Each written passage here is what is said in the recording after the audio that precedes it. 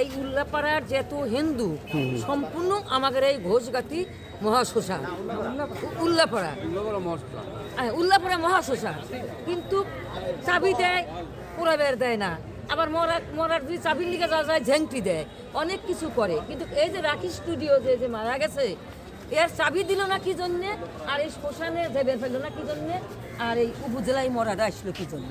আমরা সেই দাবি চাই, আমরা হিন্দুর তরফের থেকে আমরা যেন এই শ্মশানে মৃত্যু হলে যেতে পারি। এই উল্লাপাড়া মহাশ্মশান 9টা গ্রামের সাথে জড়িত, কিন্তু ঘোষগাতি ব্যক্তিগতভাবে তারা কিভাবে বলতেছে যে এটা ঘোষগাতি মহাশ্মশান।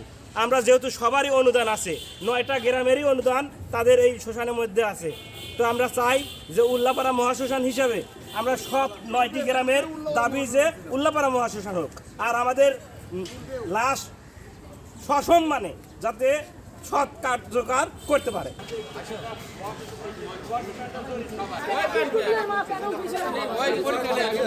আমাদের বলছে যে বাউলি ভূমিকা ঘোষগাতির একটা লোক, সে একটা উশৃঙ্খল লোক, সে বলছে যে উল্লাপাড়া মহাশ্মশান যেখানে আছে তোমরা সেখানে পড়াও, কিন্তু আমাদের দাবি আমাদের উল্লাপাড়া উপজেলার দাবি, শুধু আমার দাবি না, উল্লাপাড়া উপজেলার দাবি যে আমাদের যে সাবেক যে নাম ছিল এবং হিন্দু কল্যাণ ট্রাস্টের যে নামটা পাশ হয়ে আছে, এবং গত 2 মাস আগেও তারা 2 লক্ষ টাকা উল্লাপাড়া মহাশ্মশান নামে তুলছে, সেই টাকাটার তুলছে উল্লাপাড়া মহাশ্মশান নামে, কিন্তু বর্তমান তারা নামছে ঘোষগাতি হিন্দু মহাশ্মশান।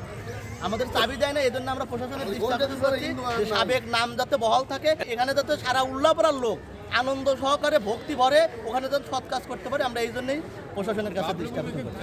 এক কথার এক দাবি, এক কথার এক দাবি। কাকিমা হয় রাত 8টার সময় সে মারা যায়, রাত্রিতে 8টা 10-এ আমরা মাইকিং করি। সাবেক 40 বছরের ঐতিহ্য মহাশ্মশান উল্লাপাড়া মহাশ্মশান, সেই উল্লাপাড়া মহাশ্মশানটাকে নামকরণ করে আমরা মাইকিং করা হয় যে সকাল 8টার সময় উল্লাপাড়া মহাশ্মশানে সৎ কাজ হবে।